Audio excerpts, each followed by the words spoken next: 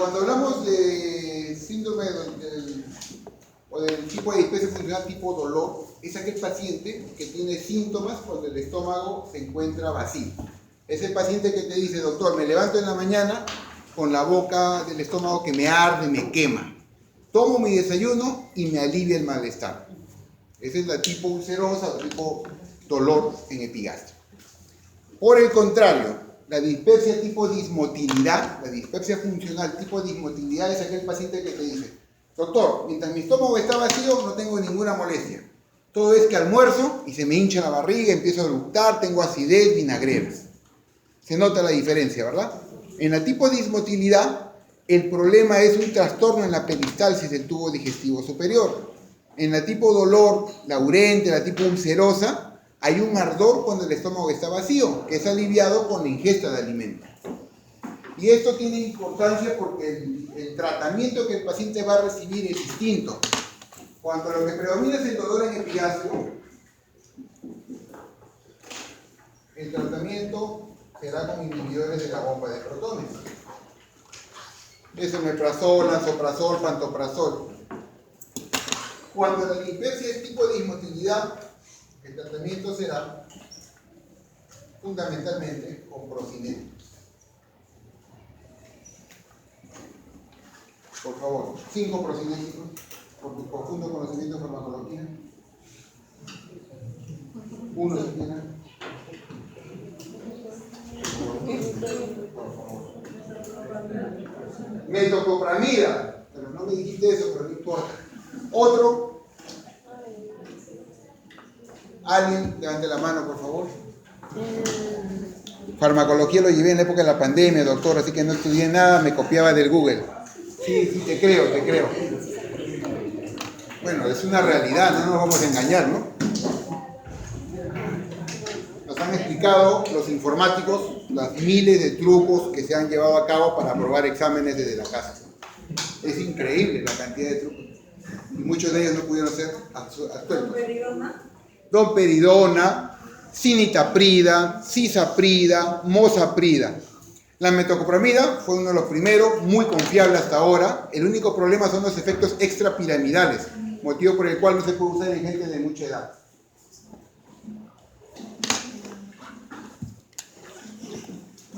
Ok, continuamos, muchas gracias. Muy bien, es muy importante, como les digo, cuando un paciente tiene síntomas de dispepsia, descartar la organicidad. Y para eso hay que recurrir a un buen examen físico, ¿no? Aparte de una buena anamnesis, por supuesto, ¿no? En la anamnesis debo preguntar el consumo de AINES, ¿no? Los antiinflamatorios no esteroideos están asociados a úlcera, a gastritis, ¿correcto? Tengo que preguntar el consumo de otros medicamentos gastrolesivos. Aparte de los AINES, ¿qué otro medicamento gastrolesivo conoces? A ver. Un gastrolesivo aparte de los AINES. Corticoides, por supuesto.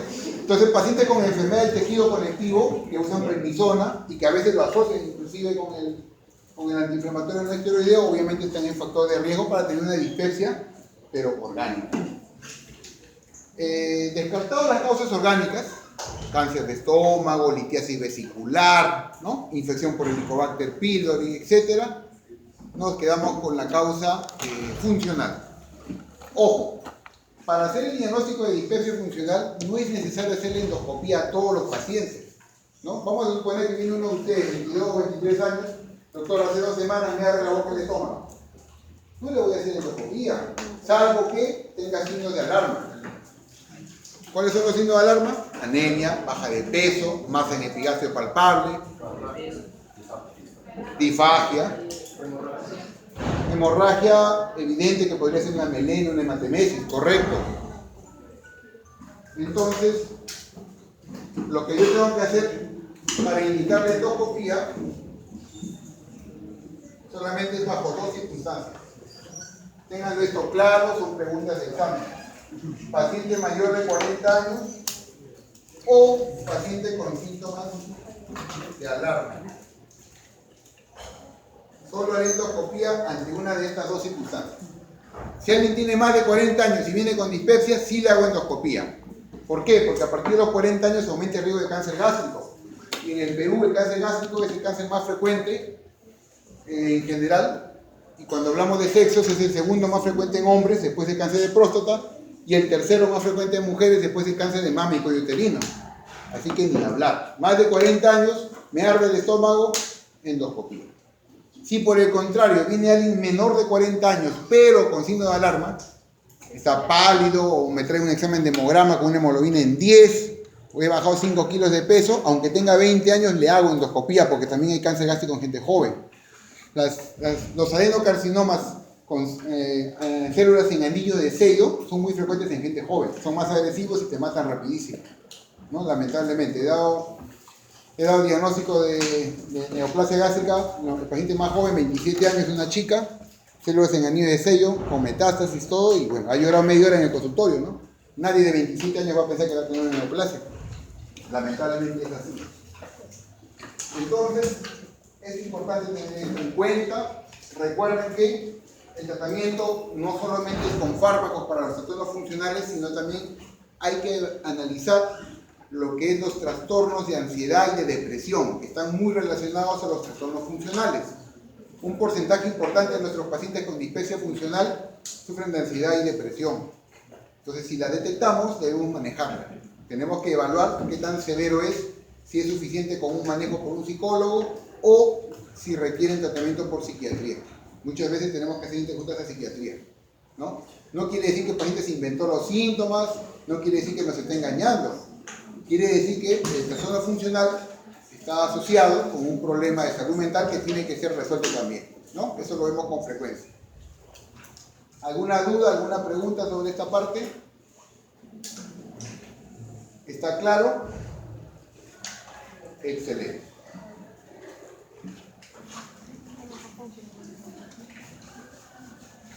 Por si acaso, estos dos tipos de dispepsia funcional pueden estar sobrelapados, ¿no? Hay pacientes que tienen las dos sintomatologías, ¿no? Les arde cuando el estómago está vacío y después de comer se balona, se digiere.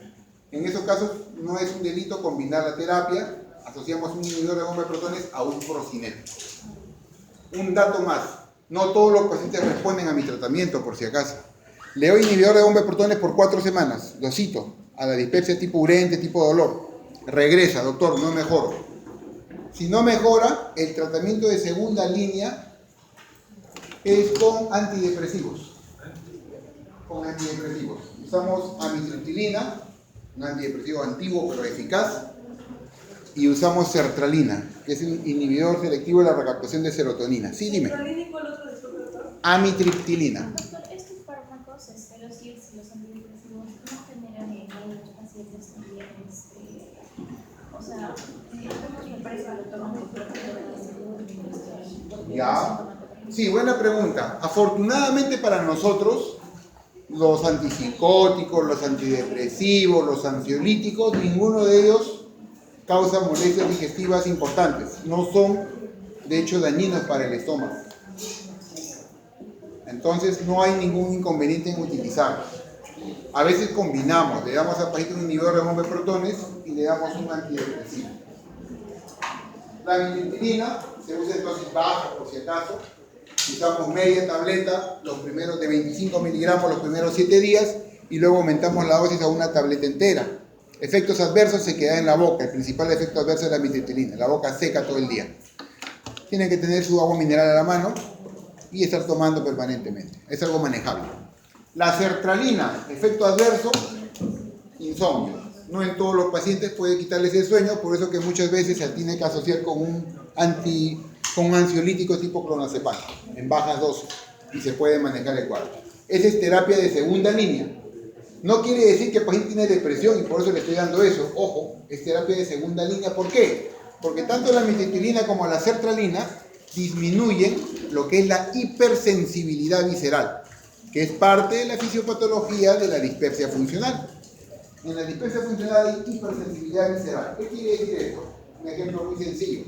Las llevo a ellas dos a comer a la casa del Tacután, ¿no? El mediodía las llevo a comer, a probar su curso, las dos comen igual, y luego van a su casa, y ella, que sufre de hipersensibilidad visceral, termina en la emergencia, con un dolor intenso, suero endovenoso, y casi te lo opera. Ella va a su casa, está arriba un poco hinchadita y en la noche todavía respira. ¿Qué significa eso? Que ante un mismo estímulo, que el estímulo es la distensión de las asas, producto de la comida abundante en carbohidratos que provoca distensión, responden con mucho dolor. A ese dolor exagerado para el estímulo que han recibido se le llama hipersensibilidad visceral. Y eso está presente tanto en la dispepsia funcional de la que acabamos de hablar, como en el síndrome de intestino irritable, que es la segunda parte de la clase. Doctor, ¿no se podría confundir con el cólico biliar? Por supuesto, para eso existe un médico que va a examinar ese abdomen, que va a hacer la historia clínica y que en base al examen físico y la historia clínica va a emitir un diagnóstico. Claro que sí, hay que hacerle a veces ecografía, hasta tomografía hay que hacerle porque el dolor es tan intenso que puede confundir. Muy bien.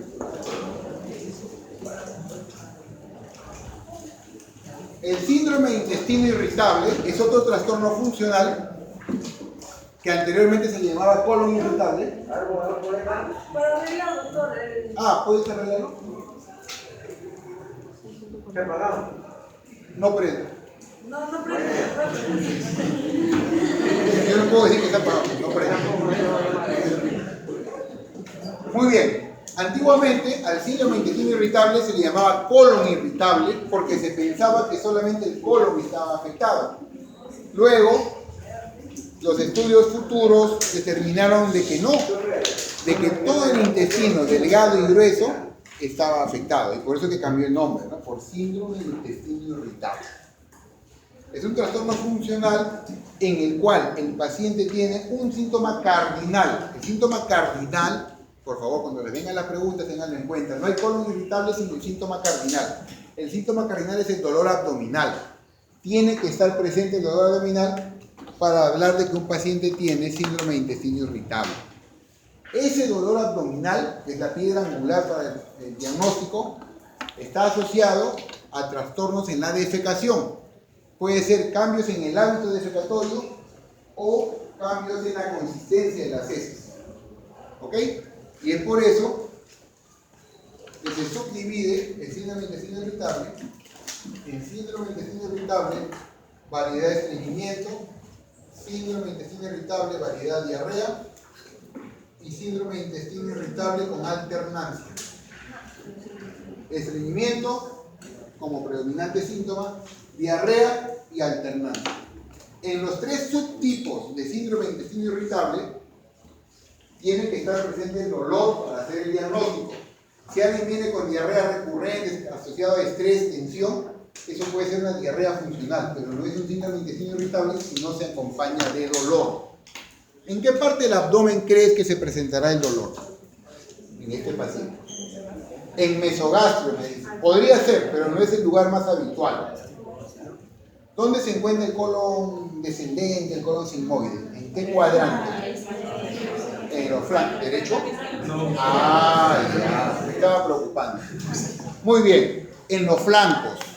Típicamente el paciente viene, doctor, desde hace un mes, bueno, ya hace un año, pero se me repite de cuando en cuando, tengo diarreas asociadas a dolor, me duele acá, el flanco, bueno, me tocan esta parte, lo examinamos, es flanco izquierdo, timpánico el vientre y tiene eventos de diarrea. En otro caso viene con estreñimiento, doctor, por periodo me estriño. Hace 2 o 3 años tengo este problema, tengo estrés, doy mis exámenes en la universidad y me estriño y me duele. Dolor abdominal asociado a un cambio en el hábito evacuatorio, descartando trastornos funcionales orgánicos, puede tratarse de un síndrome de intestino irritable. Típicamente el dolor en los flancos. A veces puede haber dolor en mesogastrio, como dijo su compañera, sí, pero no es lo habitual. Lo habitual es el dolor en los flancos, asociado a diarrea, o estreñimiento, o alternancia. A veces me estriño, a veces se me suelta. Entonces los pacientes van y hay que hacerles el descarte de organicidad. El descarte de organicidad tendrá que ser pues, un examen parasitológico, ¿no? En el Perú hay mucho parasitosis. ¿Cuál es el parásito más frecuente que hay en Lima? En Lima. No. La Yardia lamblia, ¿no? La Yardia lamblia está muy frecuente. Comes tu menú acá al frente, yardiasis. Y la yardiasis produce pues diarreas, que son malolientes, abundantes, ¿no? Entonces hay que hacer un diagnóstico diferencial. hay que pedir una ecografía abdominal muchas veces. Problemas de litiasis vesicular, a veces no debutan con dolor, a veces debutan con diarrea, pero asociado a ingesta de grasas. El paciente te dice, tengo diarrea de cuando en cuando, y tú tienes que preguntarle, ¿no? ¿Pero con qué alimento tiene la diarrea? Ah, sí, el otro día comí chicharrón, me dio diarrea. El otro día me comí 2 huevos fritos, me dio diarrea. La litiasis vesicular puede darte diarreas asociadas a ingesta de grasas.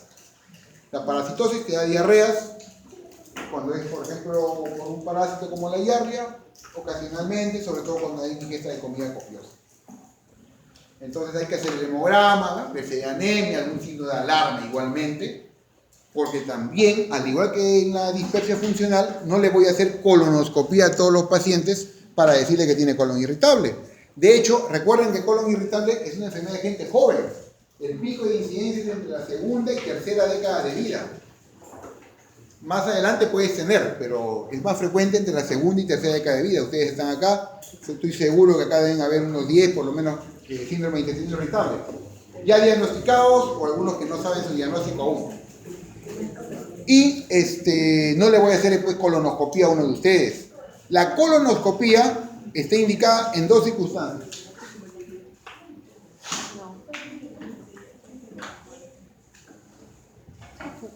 Al igual que en la endoscopía, nos basamos en la edad y en los signos de alarma. Pero en este caso, para el colon es más de 45 años.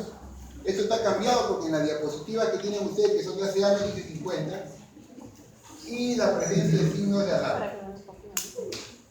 Claro, antiguamente el depistaje de cáncer de colon se hacía a partir de los 50.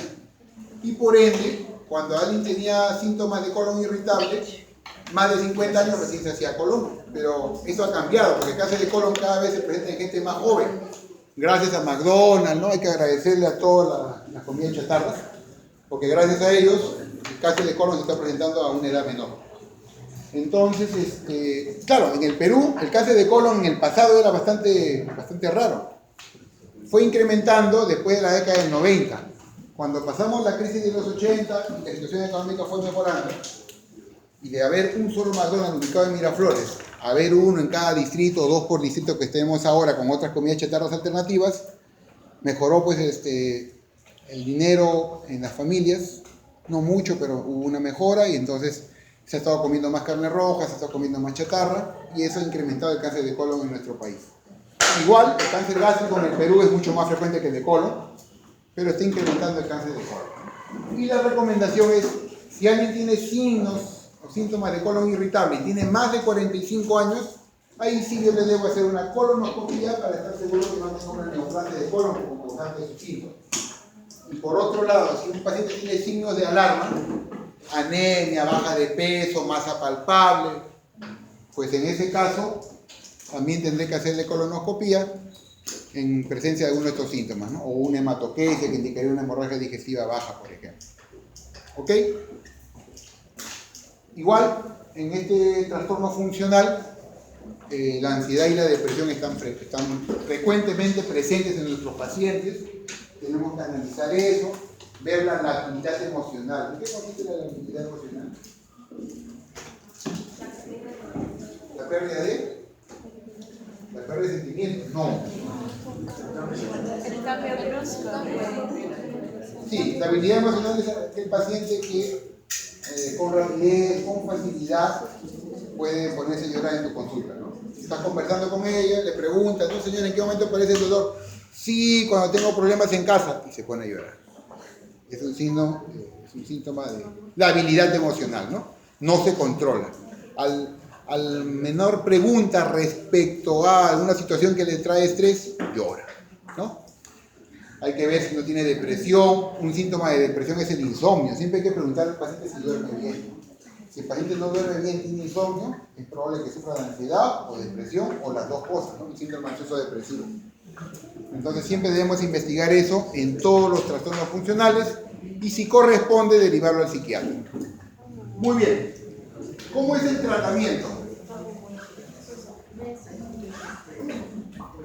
En los 3, como les decía yo, el dolor tiene que estar presente, pero no siempre el dolor es muy intenso y no siempre requiere tratamiento específicamente del dolor. Sin embargo, cuando el dolor sea muy intenso, lo que usamos son productos como el bromuro de pilonio, el bromuro de pinaberio,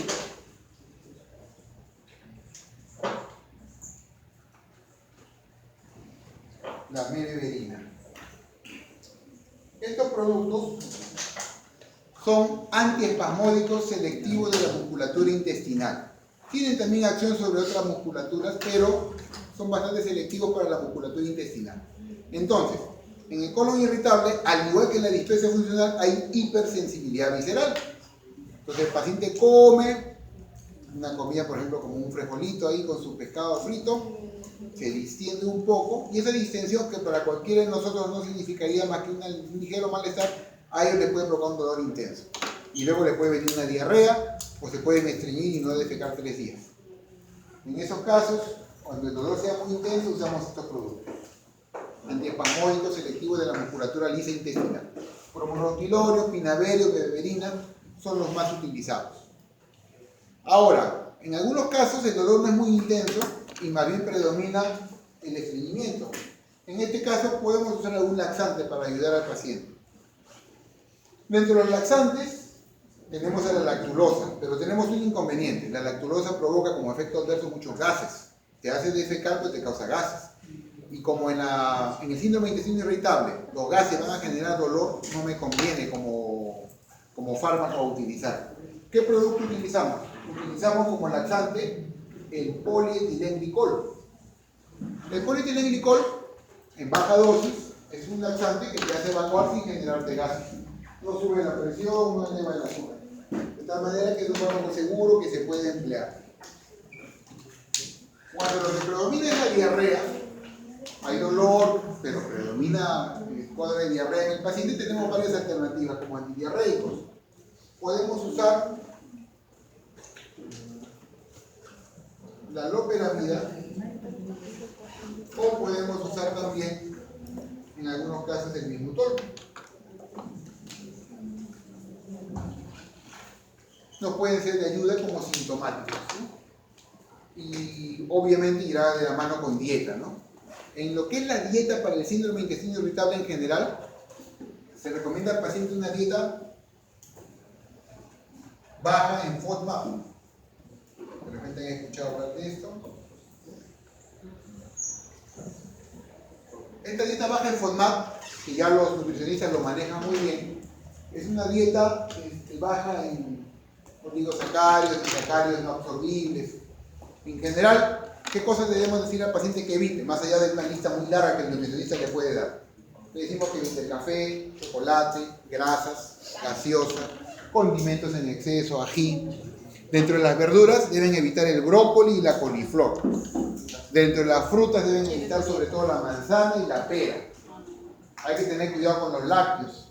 Muchas personas adultas tienen intolerancia a la lactosa. Se supone que un 30% de la población tiene intolerancia a la lactosa. Y a veces tienen diarrea y pensando que tienen colon irritable, pero es solamente intolerancia a la lactosa. Es parte de la historia clínica que tenemos que sacar el dato. Y bueno, fuera de eso, para la diarrea podemos usar loperamida, bismutol, para el estreñimiento polietilenglicol. Y para manejo de dolor, los antiespasmódicos. Bromuro, pinaberio, mebeverina, alberina es otro producto que también se usa.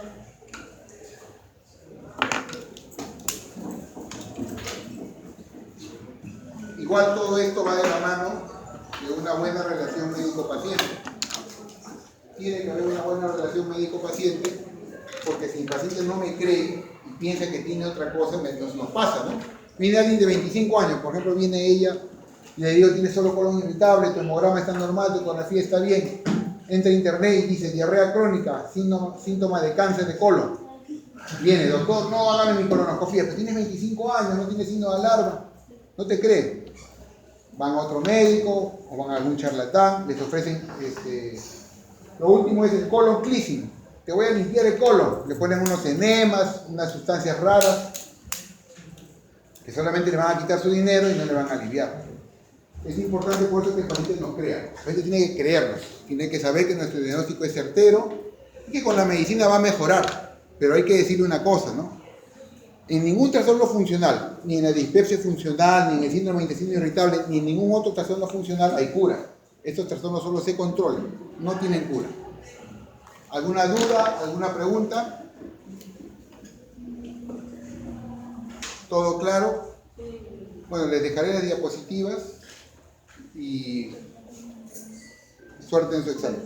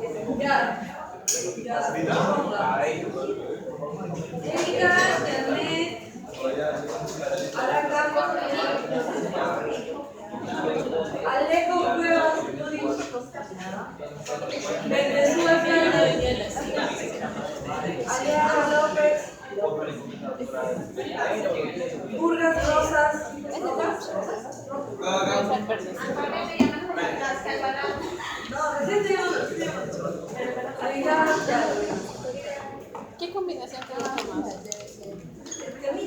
Sí, no, muchas gracias. Aguilar Figueroa, Clara Alejandra, Balbuena Galván, Calderón Rivera, Paula Celeste, Cabrera Campos, Yuri Andrés. ¿No está? Ya no está. Arenas Conca, Laine Alejandra, Aranco Ruiz, Julio Eduardo, Basilio Gutiérrez, Raúl Lazo, Camargo Palazzo, Juliana Ley, Agüero Lazo, María Ángel, Baez, Herrera, Luciana César,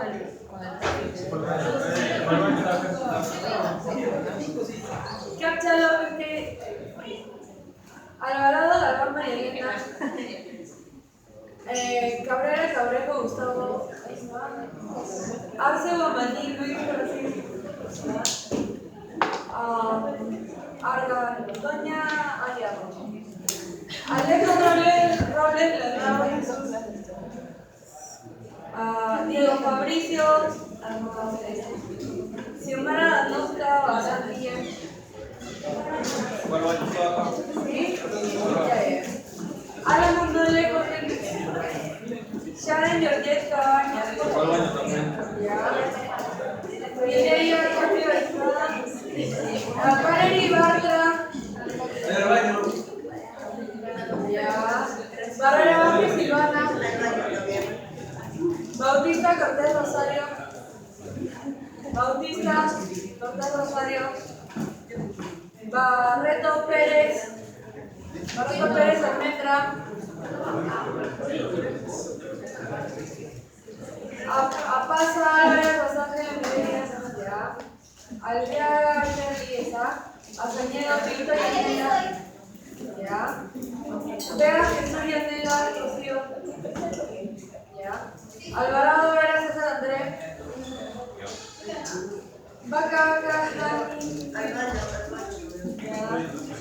Japón de Aranda quiere ser la.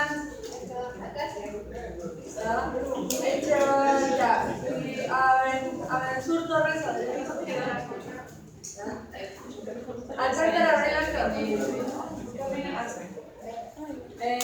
Jocelyn Violeta Iscada, Ximena Calderón, Alba Torres, Jorge Alessandro, José Carlos Bazán, Kevin Emerson, Santiago Alonso Rojas, Sofía de Rosario Valeria Milagro, José Roberto Arias Peredo, Carlos, Yalis, Sí te mandé. Ya, a ver chicos, Sí mandado. vamos a ver el tema de, continuando con las exposiciones, vamos a ver el tema de tuberculosis peritoneal.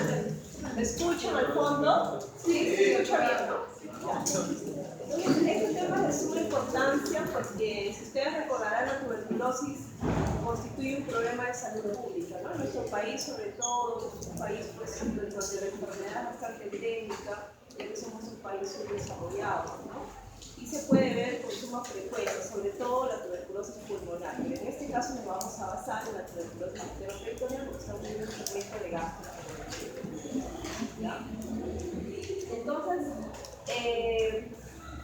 la forma más frecuente, como les decía, en el Perú y en todos lados siempre va a ser la forma pulmonar. Sin embargo, la forma extrapulmonar va a abarcar aproximadamente un 8 o un 12%.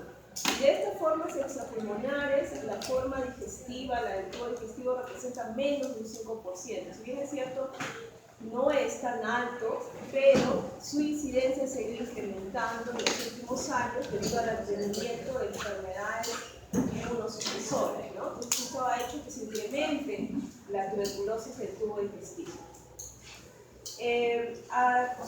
Se estipula aproximadamente, en cuanto a las muertes anuales, alrededor de 1.5 millones. Tener en cuenta que el 20% de los pacientes que tienen estas manifestaciones intraabdominales tienen a la vez un foco respiratorio, un foco pulmonar. ¿Correcto? El agente en relación a la tuberculosis en general, tuberculosis pulmonar o extrapulmonar, siempre el agente más frecuente va a ser el Mycobacterium tuberculosis. En menor frecuencia tenemos al Mycobacterium bovis, tenemos al Mycobacterium intracelular, al Allium, pero en menor frecuencia. Todas las formas de estos micobacterios van a tener mucha predilección por la zona enterocecal, ¿no? Tienen mucho tropismo por esa zona, ¿correcto? Y bueno, gracias a Dios esa zona también va a ser abordada por la parte endoscópica baja, ¿no? Mediante el estudio colonoscópico nosotros podemos abordar esta zona enterocecal. Entonces aquí podemos ver en este cuadrito los agentes asociados. Si bien es cierto, la mayoría va a ser asociada a Mycobacterium tuberculosis, el Mycobacterium bovis se asocia, ¿no?, a la falta de pasteurización de los productos lácteos. Actualmente no se ve, es raro el que no haya pasteurización de los productos lácteos. Y el Mycobacterium intracelular se asocia mucho a los pacientes VIH, a los pacientes cólicos, ¿no? Igual el tratamiento es lo mismo para todos. Seguimos dando el mismo tratamiento tanto para el Mycobacterium tuberculosis como el Allium o intracelular, ¿ya? Pero se ha detectado el Allium intracelular más a los pacientes cólicos.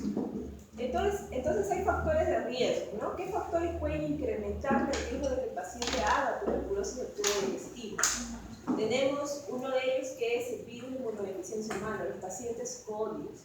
Los pacientes, sobre todo, que están en fase crítica, los pacientes que no son adherentes a su tratamiento y que tienen una carga viral muy alta, ¿no? un recuento de CD4 muy bajas, entonces son pacientes que tienen riesgo de hacer incluso tuberculosis multisistémica. Entonces hacen tuberculosis pulmonar, gastrointestinal, no es raro verlo, ¿no? Así, de manera sistémica. También aquellos pacientes que reciben terapia inmunosupresora, ¿no? Por ejemplo, los pacientes oncológicos. Si tenemos un paciente oncológico que va a recibir algún tratamiento de quimioterapia, son pacientes que siempre son desfocalizados, pacientes que siempre se le hace previamente un PPD, se le hace una radiografía de tórax, justamente para poder impedir que durante su tratamiento pueda hacer una reactivación del foco y pueda hacer pues una tuberculosis, ¿no? Los pacientes que también reciben terapia crónica, por ejemplo, con corticoides, ¿no? Hay algunas patologías autoinmunes que requieren que el paciente reciba corticoides de larga edad, entonces estos pacientes también pueden tener un incremento en cuanto al riesgo para poder hacer tuberculosis, ¿ya? También los pacientes con desnutrición, obviamente, los pacientes con enfermedad renal crónica, los pacientes que reciben diálisis también, las diálisis peritoneal sobre todo tienen alto riesgo de poder hacer tuberculosis peritoneal, o los pacientes con cirrosis hepática también. Entonces son pacientes que tienen un riesgo incrementado de poder hacer tuberculosis del tubo digestivo. Tener en cuenta que si bien es cierto los pacientes inmunocompetentes, las formas extrapulmonares de tuberculosis pueden representar hasta un 15%, en los pacientes que están inmunosupresivos, en estos pacientes el riesgo se llega a incrementar a un 50%, ¿no? Se aumenta, ¿no? Tiene inmunosupresión. Entonces, los modos de participación, ¿cómo es que se genera la tuberculosis? Bueno, tenemos por ingestión directa, ¿no? Uno de ellos es que si yo ingiero pues, alimentos o productos lácteos que no están pasteurizados adecuadamente, yo puedo estar también consumiendo productos que tengan Mycobacterium bovis, ¿no? Y de tal manera que este Mycobacterium va a pasar la barrera gástrica, va a llegar hasta la parte del hígado, que es la zona que tiene predilección, y ahí va a empezar a hacer su foco inicial, ¿no? Y empieza a generar una tuberculosis intestinal primaria. Pero si tenemos un paciente que tiene una tuberculosis pulmonar activa, que en este momento está en tratamiento de la tuberculosis pulmonar, y este paciente de gluten está infectado, también puede ser de que el paciente pueda hacer una tuberculosis intestinal secundaria, ¿no? Que este Mycobacterium también llegue hacia la zona del ilio y pueda generar ahí la lesión característica. También tenemos por propagación hematógena, por propagación por exclusión directa, entre otros. Entonces, siempre el lugar más frecuente de afectación cuando se les pregunte va a ser siempre la zona iliocecal, esa es la zona de afectación. Y hay que hacer siempre un diagnóstico diferencial, ¿no? Recuerden ustedes que la enfermedad de Crohn también tiene una zona de predilección que es esta zona iliocecal, ¿no? Entonces, dentro de nuestro diagnóstico diferencial también está la enfermedad de Crohn, ¿ya? Hay otras localizaciones, tenemos la del colon ascendente, también tenemos la cavidad peritoneal también, ¿no? Y obviamente frecuencia. Bueno, lo bueno, como les decía, que la tuberculosis, cuando se da la tuberculosis intestinal, estas úlceras que se puedan generar a nivel de la región iliocecal, va a poder ser abordada mediante un equipo de colonoscopio, de tal manera que nosotros vamos a poder observar, describir la lesión y también vamos a poder tomar muestra. Siempre tomamos al menos entre 6 a 8 biopsias para poder tratar de aislar el bacilo ácido resistente o encontrar los granulomas calcificantes, ¿no? Para poder llegar al diagnóstico. Entonces, desde el punto de vista macroscópico, nosotros podemos ver a la tuberculosis intestinal cuando le hacemos la colonoscopía al paciente en estas formas de estas tres lesiones, ¿no? Las lesiones ulceradas, las hipertróficas y las ulcerohipertróficas. Las ulceradas son las más frecuentes. Es la lesión característica que casi siempre vamos a encontrar en el paciente que representa el 60%. Aquí las úlceras son circunferenciales, son circulares, a diferencia de la enfermedad de Crohn, donde las úlceras son longitudinales o son úlceras astoides, son diferentes, ¿no? Entonces acá su distribución van a ser como circunferenciales, ¿ya? Las lesiones hipertróficas representan el 10% de los casos y en este caso va a tener la presentación en forma de masas.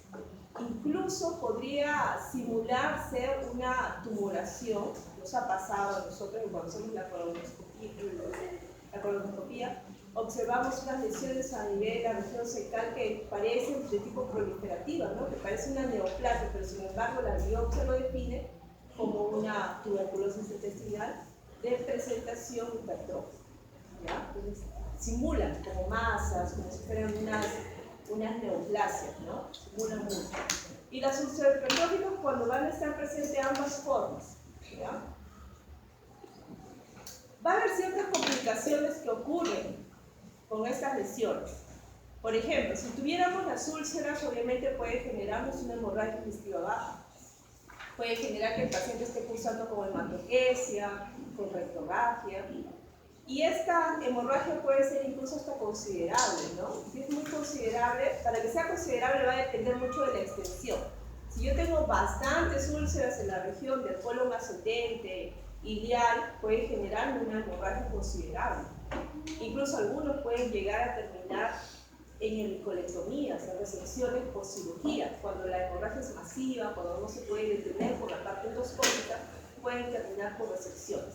Por ejemplo, hace poco hemos tenido una paciente de 27 años, se le encontró, es un paciente con tuberculosis pulmonar y aparte ha tenido úlceras, ¿no? El colon ascendente y lo se sospecha que es de tuberculosis intestinal. Ella tiene una hemorragia masiva, ha requerido ser politransfundido, muchos paquetes, se ha hipotensado y la paciente ha requerido entrar a sangre, le han hecho una hemicolectomía para poder salvarla, ¿no? Se ha hecho una resección en esa zona, ¿ya? ¿Qué más? También puede haber otras complicaciones como perforación. Las perforaciones siempre se van a tratar quirúrgicamente. También puede haber formación de fístulas. Las fístulas sí no se manejan quirúrgicamente, eso las manejamos con tratamiento de tuberculosis, va muy bien, cierra.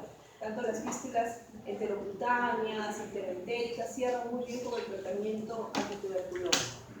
Y cuando tenemos la presentación hipertrófica o hiperplásica, puede generar también complicaciones. En este caso, como genera el aspecto de masa, puede generar complicaciones como obstrucción intestinal. Entonces, el paciente puede llegar con un cuadro de obstrucción intestinal, llega pues con el abdomen distendido, con vómito, con mucho dolor, ¿no? Llega con todas las manifestaciones y puede deberse a este problema, ¿no? Cuando está presente la forma hipertrófica o hiperplásica.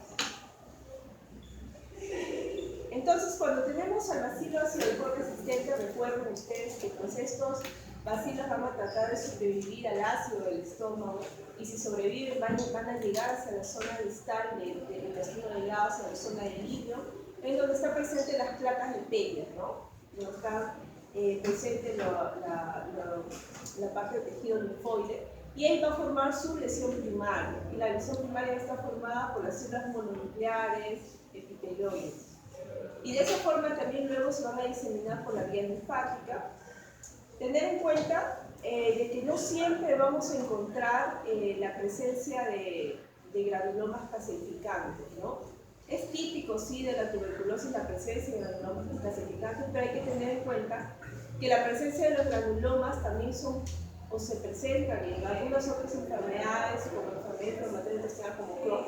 El Crohn también presenta en la biopsia granulomas, pero no calcificantes, ¿no? Esa es la diferencia entre tuberculosis y Crohn en la parte histológica. Los granulomas calcificantes casi siempre es más frecuente encontrarlos en la parte de los ganglios linfáticos más que en las biopsias de la mucosa, ¿no? De las úlceras que encontramos en la mucosa. ¿Cuáles son las características clínicas de los pacientes con tuberculosis intestinal? Bueno, el 80 al 90% va a presentar dolor, es un dolor abdominal crónico. El 66% puede presentar pérdida de peso, fiebre, hiporexia. Hasta un 20% diarrea crónica. Recuerden que en la zona del ilio distal es una zona de absorción, ¿no? Entonces, si tenemos úlceras, obviamente nos va a disminuir la zona de absorción y el paciente puede presentar diarrea crónica. No es raro que el paciente por consultorio se presente diciendo que tiene diarrea desde hace 2, 3 meses y es a diario. Y parte de nuestro estudio de diarrea crónica es la colonoscopía. Entonces ahí es donde nosotros podemos visualizar las lesiones sospechosas de tuberculosis intestinal. También puede generar, como les decía, pues rectorragia o hemorragia. Y hasta en 2/3 de los pacientes podemos observar una masa, ¿no? Una masa a nivel del cuadrante inferior derecho cuando predomina la forma hiperplásica o hipertrófica. En cuanto a la tuberculosis peritoneal, bueno, la incidencia es menor que la tuberculosis intestinal, esta se presenta en hasta el 0.7% de la tuberculosis intrapulmonar. También los factores de riesgo son muy similares que para la tuberculosis intestinal, ¿no? VIH, hacerse diálisis peritoneal, pacientes cirróticos, desnutridos, todo eso. La forma de presentación son 3. Tenemos la forma húmeda, la forma seca y la forma fibrótica. De estas 3 formas, la más frecuente siempre va a ser la forma húmeda. Cuando hablamos de la forma húmeda? La forma húmeda la hablamos cuando el paciente tiene clínicamente la presencia de ascitis, ¿no? Entonces, Nosotros examinamos al paciente y el paciente tiene asitis, tiene matriz desplazada. Entonces, se presenta con la presencia de asitis. En cambio, la forma seca es cuando hay presencia de asitis, pero una asitis muy mínima, que clínicamente nosotros no lo podemos detectar. No se detecta por ecografía. Son asitis loculadas, secuestradas, escasas. Y la forma fibrótica es cuando no hay nada de asitis. Aquí solamente va a haber mucha adherencia, o engrosamiento del mesenterio, engrosamiento del peritoneo, pero no va a haber asitis. Entonces son estas tres formas de presentación de la tuberculosis peritoneal. Siempre la más frecuente va a ser la forma húmeda, como les repito. Las características de ese líquido, de la tuberculosis peritoneal, que va a ser un líquido de aspecto exudativo, va a ser un líquido en el cual los niveles de helado o adenosina-desaminasa van a ser elevados, generalmente por encima de 33. Si los niveles están por encima de 50, la sensibilidad se aumenta para decir que es una tuberculosis peritoneal. ¿Ya? A veces podemos encontrar niveles elevados del CA125. Si ustedes recuerdan, el CA125 es un marcador tumoral, ¿no? Es un marcador tumoral para las neoplasias de ovario.